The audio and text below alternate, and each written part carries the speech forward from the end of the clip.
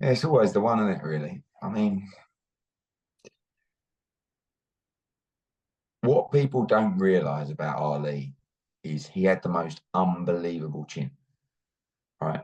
His ability to soak up punishment and, too much punishment over the career. If you go back to the Holmes fight and, the last Frazier fight and, the Norton fight and but for me, the reason he wins that fight is because of his chin.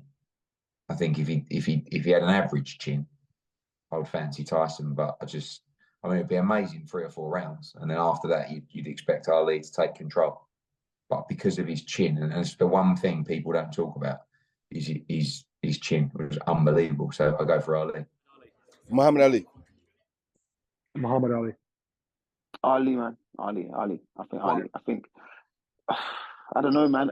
Tyson was vicious, but Tyson never really got a chance to hit his peak, or we never got to see his best. You know what I mean? He peaked so early and kind of went downhill. Like, if he was a dedicated fighter and never went through the troubles he went through, maybe things would have been different. But I got to see it as close as possible to the Joe Frazier style. Mm.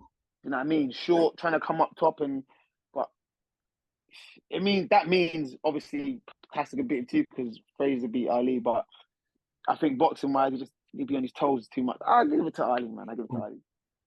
Different generation, it's like Muhammad Ali. If you got to look at him you look at his weight. He wasn't a big monster heavyweight.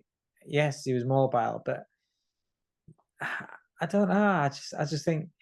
And then Tyson at his peak, he was never in against the better fighters when he was at his peak, because his peak was, the window for his peak was very, very small.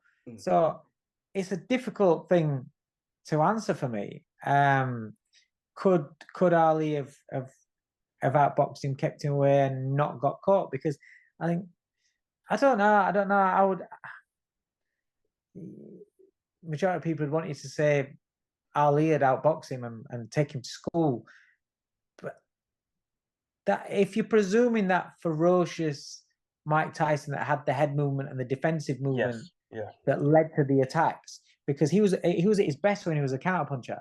He was an aggressive counterpuncher, and a lot of people, you don't see that. They just think he'd just come forward and just sling his bombs, but it was his triggers, his movement, his foot movements, his adjustments, and his setups. It was fantastic on the way through, but also you've got to cater for the level of opponents it was on the way through. Yeah. But just on how he was, I kind of think he'd have caught him. I think Tyson could have beaten Ali. I'm not saying he was a better fighter. Ali. Muhammad Ali. I'm always been a big Mike Tyson fan. I think Tyson was a beat anyone in his prime, so I've got to go Tyson. Muhammad Ali.